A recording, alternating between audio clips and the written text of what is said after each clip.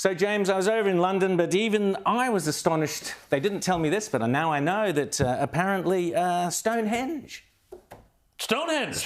was not built by the Druids. Well, first of all, I was just glad to hear that you were talking about Paul Kelly, the Australian columnist, and not Paul Kelly, the singer, because I thought we were going to have, another talk about these horrendous voice campaigns here.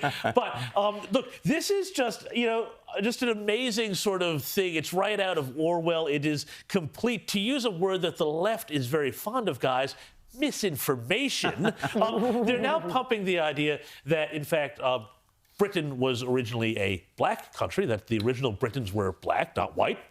And, of course, you can see why they're doing this. I mean, this is all very, very transparent. It's all about this idea that, Britain has always been a migrant nation, that it is, and that, of course, Caucasian white Britons, they don't have any sort of special legitimate claim to the place. So it's almost sort of like a reverse voice effect. You said we weren't going to talk about the voice. Comes back to the voice. But how about Liz? Have a look at this. I did see this when I was in the UK. Have a look at this.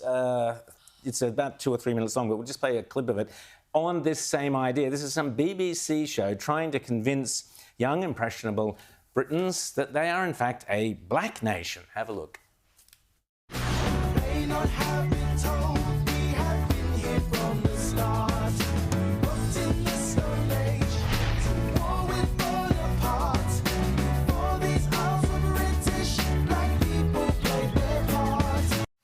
And so it goes on. It gets in your head, I'm afraid. But what do you make of it, Liz? Oh, it's like horrible histories, but worse, because this one's not even accurate.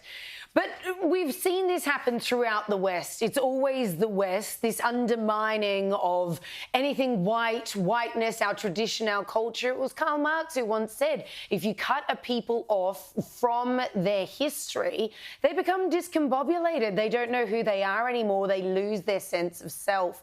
And this is particularly what's happening with our younger generations. They're getting them in the schools. They're getting them in the preschools even. They're nailing it into them in university. Coming out the other end, they're Greens voters. They're all for it. They're just racked with guilt over something that they had absolutely nothing to do about, or in this instance, never even happened in the first place. Exactly.